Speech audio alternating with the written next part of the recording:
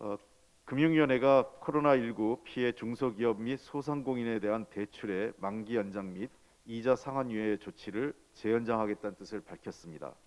정말 환영하고 반가운 일입니다. 당초 지난 4월 1일부터 시작해서 지난해 9월 말까지 시행 예정이었다가 올해 3월 30일까지 연장되어 있는 조치였으나 현재의 방역 상황과 실물 경제 동향, 금융권의 여력 등을 종합적으로 검토할 때 만기 연장 및 상환 유예 조치의 재연장이 불가피하다는 입장을 발표한 것입니다. 우리 당은 금융위원회 발표를 환영하며 이번 대출 만기 연장과 이자 상환 유예 조치가 가급적 금년 연말까지는 연장되기를 기대합니다. 금융권의 적극적인 협조도 부탁드리고 싶습니다.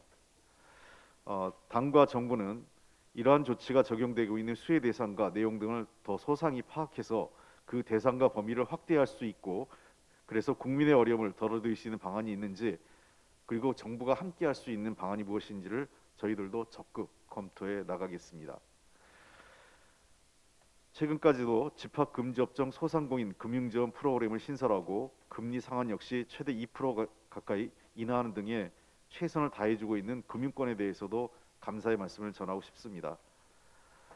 우리 사회 공동체 구성원으로서 코로나19의 극복까지 지금까지 많은 노력을 해오셔시고 앞으로도 더 힘을 합쳐주실 것으로 기대합니다. 그렇지만 그럼에도 불구하고 여전히 금융권에 대한 우리 국민 일각의 불편한 시각도 있습니다.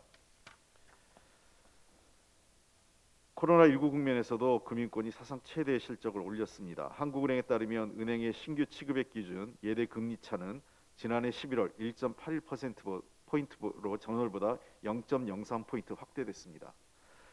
은행들의 수익성과 연관된 잔액 기준 예대 금리 차도 2.02%포인트로 0.01포인트 벌어진 것으로 나타나 여전히 예대 마진 확대가 큰 것으로 보입니다. 특히 2020년 11월 기준 은행 가계대출 금리는 2.72%로 전월 대비 0.08% 상승하여 5월 이후 6개월 만에 최고치를 기록하는 등 8월 이후 3개월 연속 오름세를 보이고 있습니다. 반면 예금금리는 0%대 제자리 걸음입니다.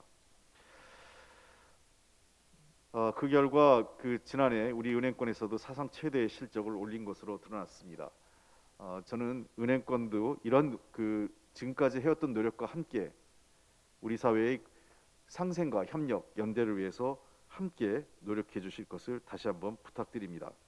최근에 이러한 노력들에 대해서 그리고 당의 입장에 대해서 관치금융 등 여러 가지 터무니없는 얘기로 얘기하는데, 사실 우리나라 관치금융의 역사는 정경유착이 핵심이었습니다.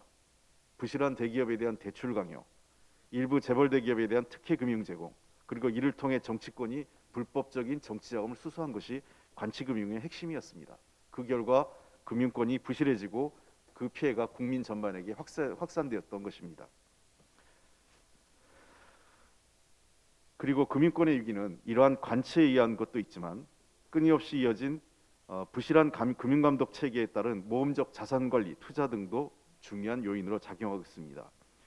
잘 아시는 것처럼 1997년 우리나라의 금융위기, 그리고 2008년에 미국에 있었던 금융위기가 관치에 의한 것만은 아니었습니다. 미국의 금융위기를 관치로 얘기하는 것도 전혀 동의할 수 없습니다.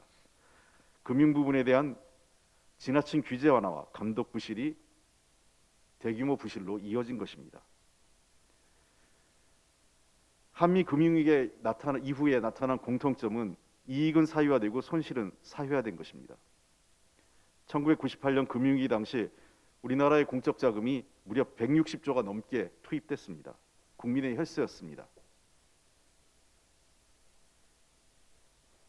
이제 금융 부분에서의 전통적인 역할을 다시 한번 되돌릴 때가 됐습니다. 가계의 저축을 투자로 연결하고 공적인 기능을 확대해야 될 시기입니다. 코로나19는 위기를 극복하는 데 모든 부분이 함께 상생과 협력 그리고 연대의 정신으로 함께 해주실 것을 부탁드립니다. 감사합니다.